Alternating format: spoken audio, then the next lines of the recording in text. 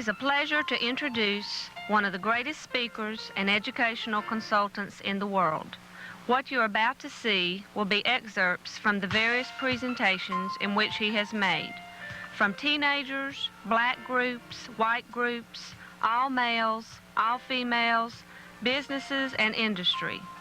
He addresses and touches them all. Dr. James holds many college degrees. He has attained 2 masters, a BS degree, an EDS degree, which is a specialist degree, and a PhD degree from various colleges around the country. His claim to fame would be he is the president and founder of Operation Common Sense, Inc., whereby he uses simple ways and means to reach his audience. The second, and probably his most recognized work, deals with Operation Pride. Pride standing for P, a purpose and perseverance. R is for respect for self and others. I is for integrity. D is for determination and discipline. E is for enthusiasm, the Spirit of God. His major topic for this presentation is called Your Roots Control Your Fruits. The above research and project represent the cultural legacies that were lost and misplaced from Africans when they departed from their motherland to America.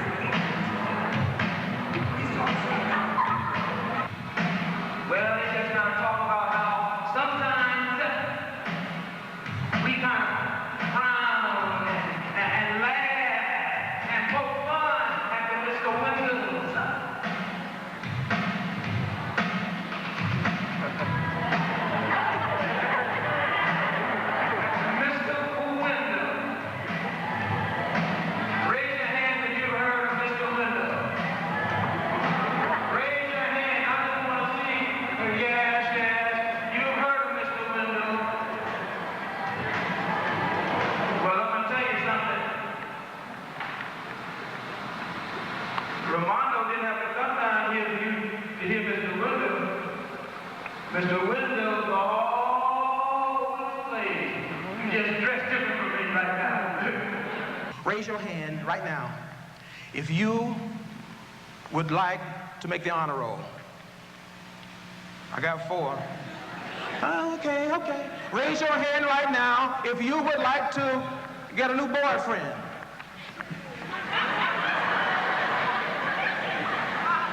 I see that boy up there with his hand. Put your hand, that's a little boy with it. Put your hand down. I said, get a boyfriend. Now, raise your hand if you'd like to get another girlfriend.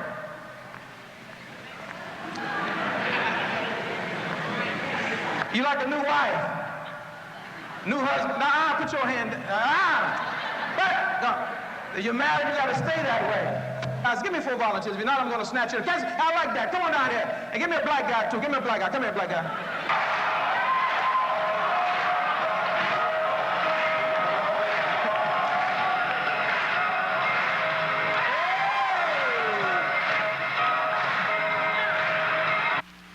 If there is no enemy within, then the enemy without can't do a thing to you.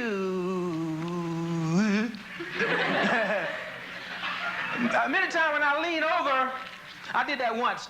I leaned over, and that little girl, I couldn't believe it. I thought she was doing it because I was black. She just kept pulling back. Yeah, I thought that. I said, and I'll be leaning. And I said, what was wrong? She said, my breast was smelling. So ever since then, as I travel around the country, I'm known as the Tic Tac Man. So as I get you up here, because I don't want any inhibitions, I don't want any rigidities, when I do teenage workshops or things like this, I want you to just feel so good. And since you were frowning, you took that one, honey. If there's no enemy within, as you begin to do your business and build your empires, then the enemy without can't do you no harm. Don't you be your worst enemy. You remember those two kind of things as I began to kind of take you along a journey that you've never heard before. You're going to have, we call them dream stealers. See, your number two is you're not going to allow anyone to steal your dream. Say it again. I won't allow anyone to steal my dream. Let's say it again. I won't allow anyone to steal my dream. You together say that I'm fed up. Fed up. Together. Fed up. Together. Fed up. Everybody. Fed up. Let me demonstrate my point. The daddy says to the daughter, daughter, I want you to go in and make up your bed. Daughter, I want you to go ahead and make up your bed. Okay, Daddy. Okay, Daddy. First day. The bed is unmade. Daughter, didn't I tell you go in and make your bed? Daughter, didn't I tell you to go in and make your bed? Yes, Daddy, Daddy. Yes, Daddy, Daddy. Second day. No bed has been made.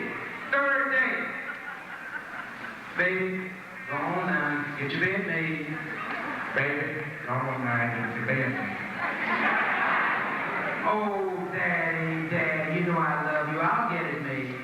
Oh, Daddy, Daddy, you know I love you. I'll get it made. The daddy comes back the fourth day. Bed unmade. Daughter still as pretty as she can be. I did this one time. The bed fell all the way down. Daddy went to his pants and said, I'm fed up. I've had enough. I want you to get out there and get me now. I'm fed up. I have enough. I want you to get out there and get it now. Hey, man.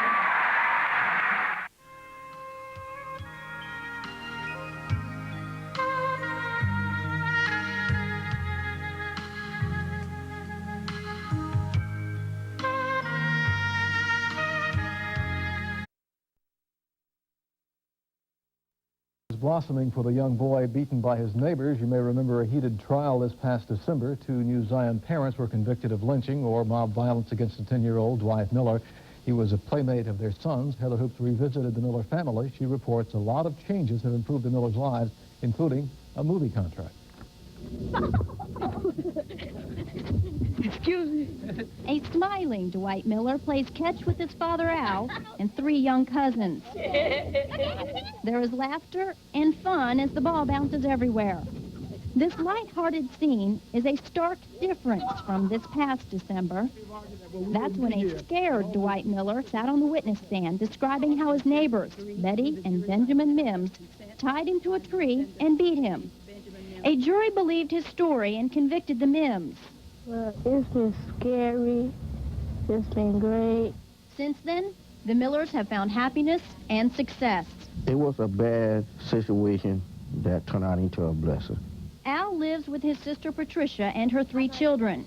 The family moved to a nicer home in Manning, some 20 miles from the Mims house. I don't have to worry about living next to the Mims anymore. And I don't have that much nightmares. What's more, the Miller story is getting national attention. HBO bought the rights to their story and is making a movie.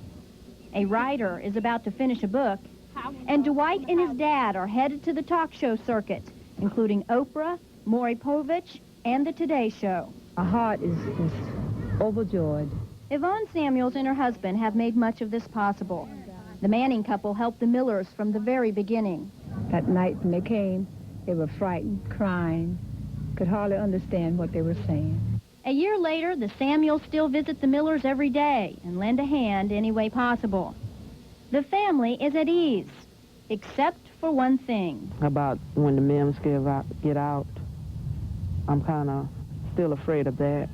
It scared me a good bit because I don't know what they might try, what they might get someone else to try to do to my family. As for the Mims, Betty and Benjamin are still in prison. Their first parole hearings are scheduled for next month. In Manning, Heather Hoops, WIS News. The book about the Miller case is titled Lynch My Body But Not My Soul. A Clemson professor is the author. A well-known South Carolina